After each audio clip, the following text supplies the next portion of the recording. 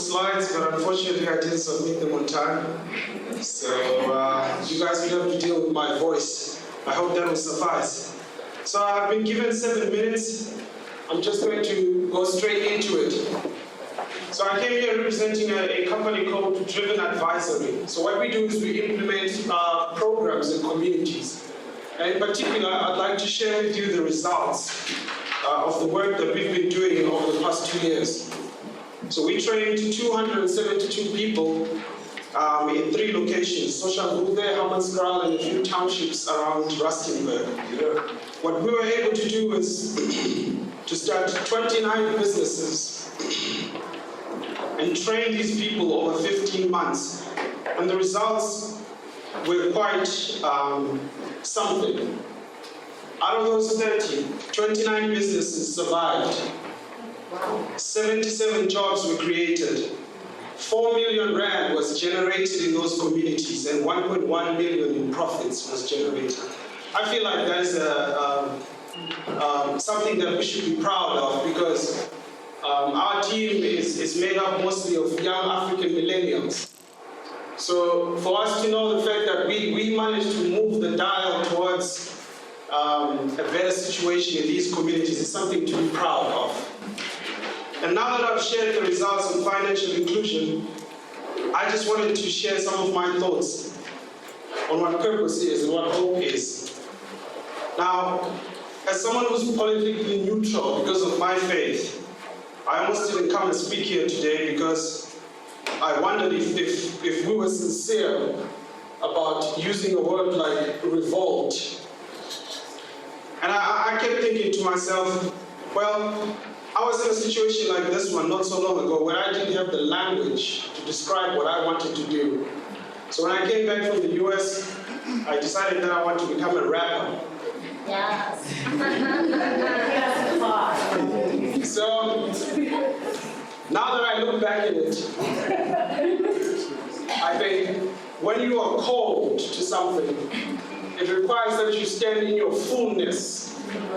But to be in your fullness, you need to have the language within your lived experience to articulate in that moment. So I didn't have the words. So I reached out to men who represented me in the media.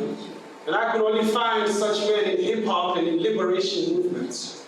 So what I did is I borrowed their voices.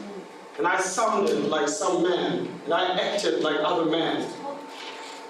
But for you to answer your call, you need to use your own accent and be proud of it. You need to use your own language and own it. And I feel like there's a poverty in the lack of variety and representation for young black people around the world. What we need are new role models, people that we can look up to. But then that presents a danger. Because how do you balance being in the media, taking pictures everywhere you are, and running a business?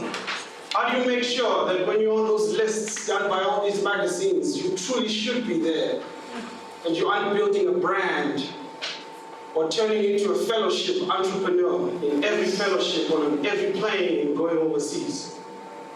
How do we do that? What we need, though, is to accept our generation's call. And it's very difficult, because what we do is we look at our lives through the lenses of people who have come before us. And that's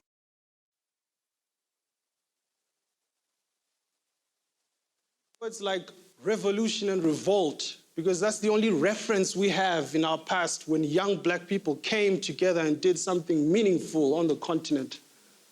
What if we created a new language that glorified ideas? Because we live in a world where the biggest war right now is called a trade war. It's a war of ideas, not of guns and noise on the streets. So what will we do to answer our generation's call? Now, I wanted to share my hope with you, because I know the time that I was given is a bit short. But the hope that sustains me every single morning, knowing the current condition of our continent, we currently have thousands of young men and women who die trying to cross oceans just so that they could live with dignity as second-rate citizens in nations that have oppressed their own people.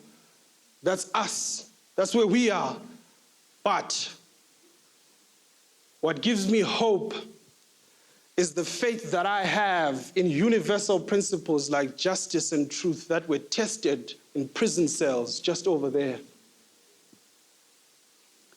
That it might not be in our lifetimes, but the eventual outcome of humanity's story is a good one. So friends, this is what I came to share with you, some of the work that we have done, and I hope that I've inspired some of you to do the same. In a few months' time, I'm moving to Ghana to try and work on an international tech startup, and I know my time is up, but I hope we can meet again soon and share some of these stories. Thank you. Awesome. Thank you, Fikile.